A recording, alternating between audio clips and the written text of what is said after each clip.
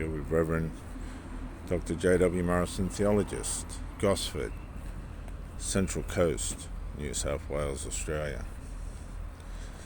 Many of you have found yourself in a position with somebody that you've met and have started an intimate relationship with. You've kicked it off. It may have been by way of a dating site or a casual night out. Could be through a friend. But you've met this person and all things have seemed to have started off really well. Of course, there's a few bumps in the road as you get to familiarize yourself with one another. That's not uncommon.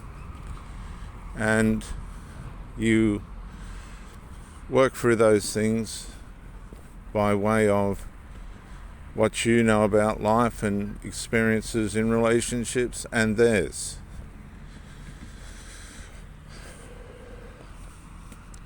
Everything they say, everything you say, is supposed to be transparent. The sex is acceptable. You're going out and getting along and spending time together and everybody's happy. There's possibly some places where you need to adjust in the relationship and they're going to adjust as well.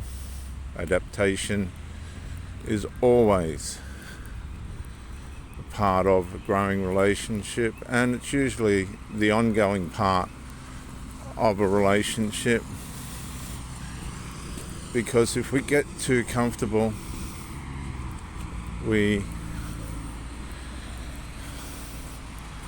can become complacent, and sexual tension and other intimacy requirements, things that build intimacy, begin to lapse.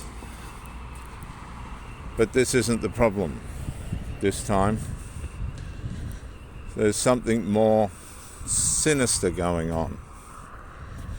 Things aren't weighing up to what they should be underneath. On the surface, everything looks fine. Everything appears to be fine, but there's something that you can't put your finger on. You listen to the other person's story, and of course it's one of being a victim, as always. Usually the last partner was a narcissist. That's how it usually goes. They're usually 9 times out of 10, for the most part, the victim.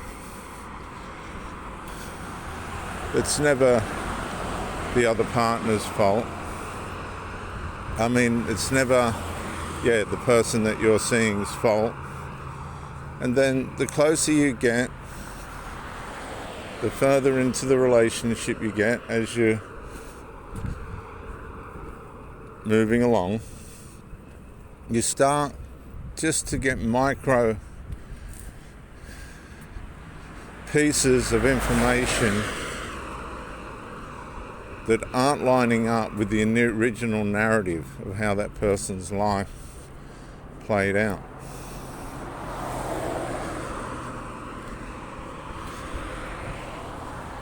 You start to wonder what the validity of what this person has told you about themselves is.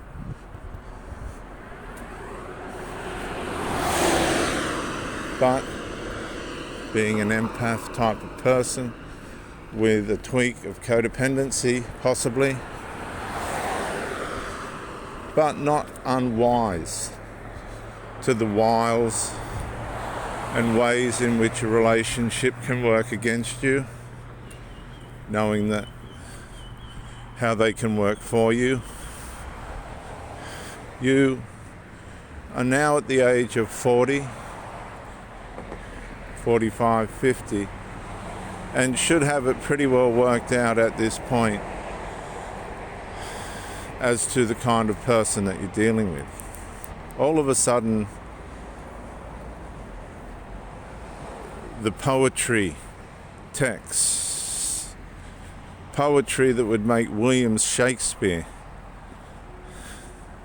look stupid, texts that express the sun and the moon and the stars and the oceans and all the creatures therein, and how you stand above it all. Start to go back to things like, oh, have a nice day. Okay. Sure. Finally to nothing.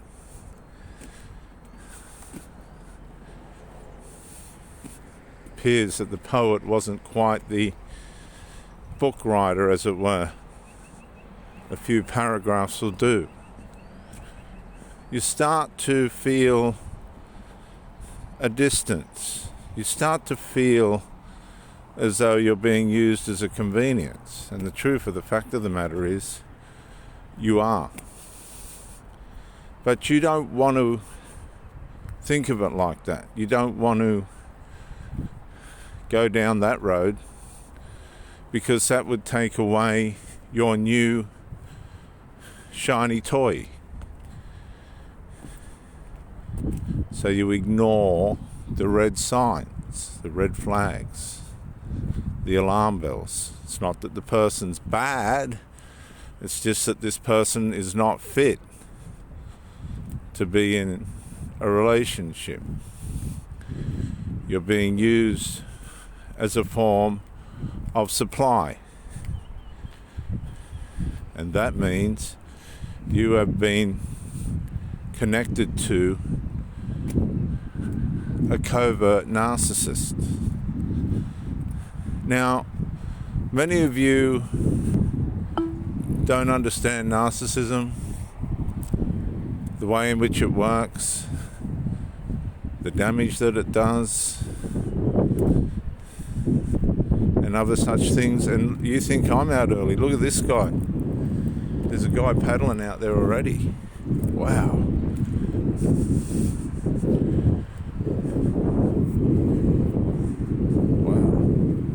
How you going, mate? Good on you, buddy. No fear of the dark, that bloke.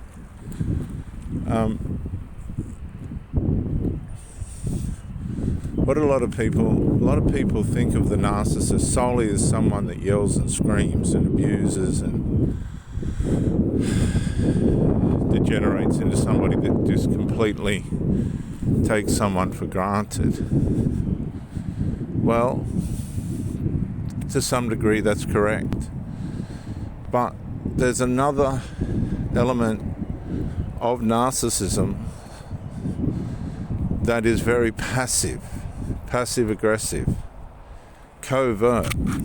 You know something's wrong, you know it's serious, you're starting to implement some requests for improvement, and it's starting to make you feel like you're a parent with a child. But this person's, as I said, 30, 40, 50-year-old, had relationships before, but just isn't managing themselves in a way in which you would say they know anything about a relationship.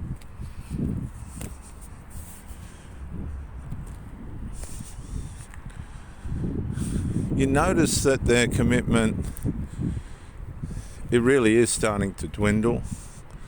They're turning up, but they don't seem to be completely present.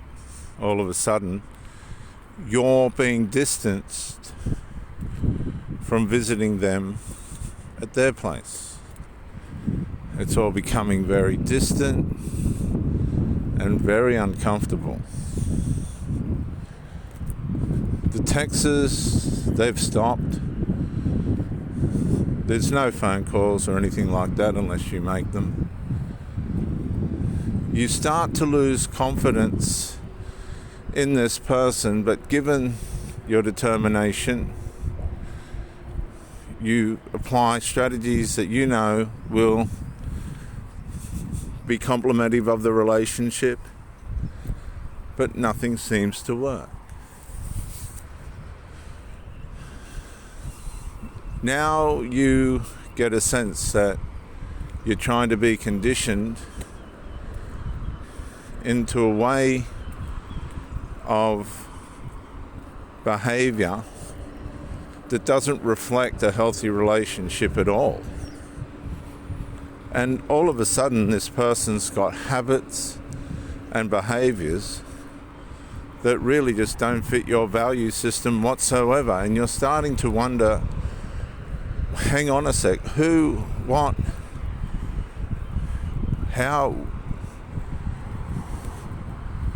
And it appears that your shiny new toy has batteries that are worn out, and the programming in this shiny new toy has got a virus in it. You're, as I said before, the kind of person that's determined to make things work. The other person's responding to your requests for a better performance in the relationship, just enough to keep you with a sense of hope, but not satisfactory enough for you to have that shine in your life where the confidence that brims out of a healthy relationship is flowing. There's a doubt now that's beginning to undermine your momentum in the way that you feel, in the way that you think. It's like somebody's tied an anchor to your leg and it's not digging in, it's just dragging along the ground, and it's got you dragging along the ground. You're not finding the power. You know, you're delivering the power by your performance.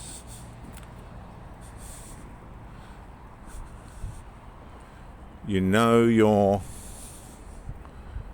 doing everything you can to work in with this person. It appears that they're doing their part. But there's a form of a relationship, but its power is being denied. There's something not there. And now you're starting to question what is wrong, because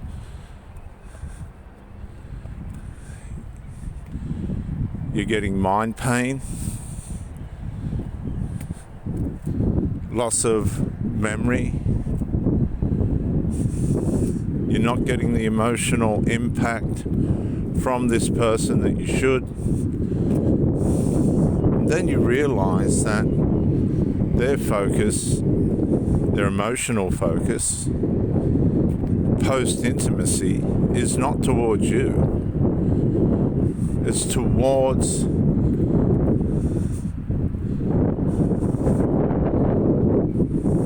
their family members. Now, the family members are interferers. There's not what you would call socially prowess. They don't like people. And they've got concerns all of a sudden with how much attention you're getting from this person. And you're saying to yourself, I don't really know what you're worried about, because this person isn't performing anywhere near what I've experienced. And there's beginning to be all this hostility. But of course you've been sold the victim card, and it's your job now to rescue this person from their plight. What you don't realize is these people are the victims of their own demise, and you're trying to fix something that is a way of life. And you can't change somebody's way of life. It just doesn't work that way. you've been sold a false bill. And now you've been entrained to think that it's your job to help this person to improve. You're going to help them improve. You're going to be their therapist, as it were. And the sex continues because that's what it's about. It's about this other person's supply. It's not about a relationship. The relationship is where they live. And you're completely blind to this. You got no clue about emotional, incestual enmeshment. You've got no clue about interfering adult children and the influence they have over these beleaguered single mothers. You have no clue of how much of an addict this person is because you've been sold the story that it's medication. You realise that it's a house of addicts. It's a house of zombies. You don't want to go there anymore because the hostility is no different to that of a horror movie. And I was married to one of these nightmares. Covert narcissism. They divert and they delay for as long as they can their true identity. It takes time for their default to manifest. And if they're enmeshed with their children, then you've got big trouble because the children will arouse the narcissism in the parent because they know how to do it, and they'll arouse the narcissism against you.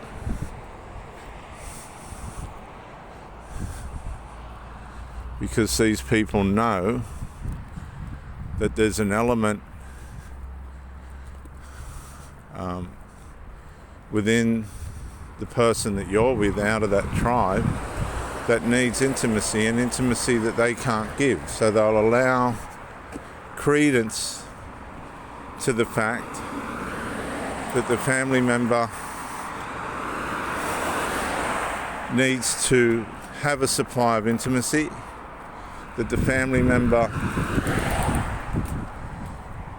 has a right to that supply of intimacy, but the family member must still be the subjugant servant to the dysfunctional adult children who she's groomed to be dependent on her.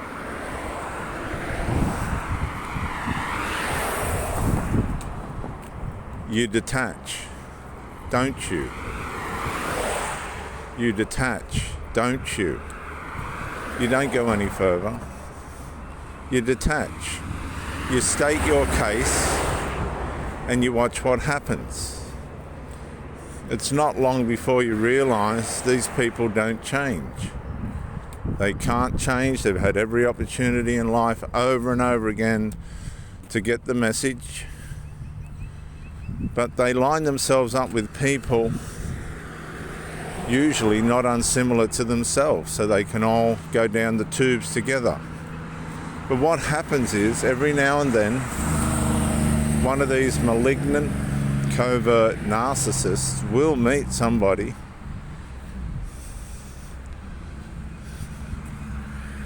that they never expected to meet that does hang around.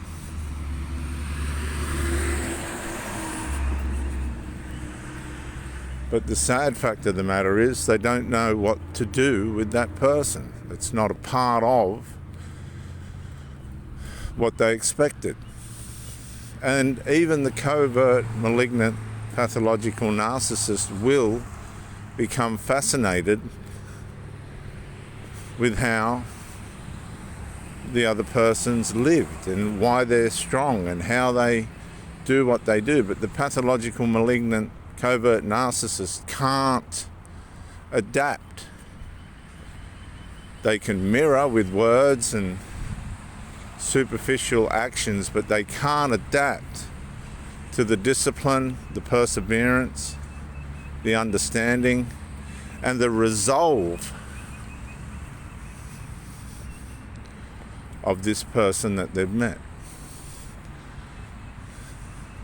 So while they degenerate into their reprobate form of living, because they do descend into that, the devalue phase, the degeneration phase. This is where you are either going to be conditioned and fall for it, or go, no, oh no, I don't play that game, and tell them to take their stuff and go.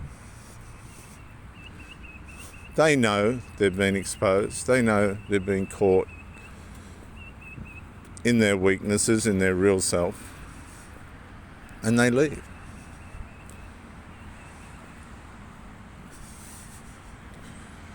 Do you think they learnt anything? Do you really think that you're of any value? It doesn't matter. How much time did you waste? 3 months, 6 months, 9 months, 12 months, 10 years, 20 years? It's easy to say the narcissist lives in a fantasy, but for many of you that have been one, you bought into it and you sold your soul knowing better. And if this has resonated with you and you're in a situation where the narcissist is still misleading you and misguiding you, I seriously suggest that you begin counseling or therapy with somebody that can help you understand what you're doing to yourself and what might be the best thing for you to do to have some sanity out of the life that you have left, and how to heal and recover and come out of this mess that you've got yourself in. These people are malignant. They will not change. They'll use you for sex and live out their emotional life somewhere else. You're not as important as you think. I'm Reverend Dr. J.W. Morrison, Theologist, Central Coast, New South Wales, Australia. Thank you for joining me, Anne. Bye for now.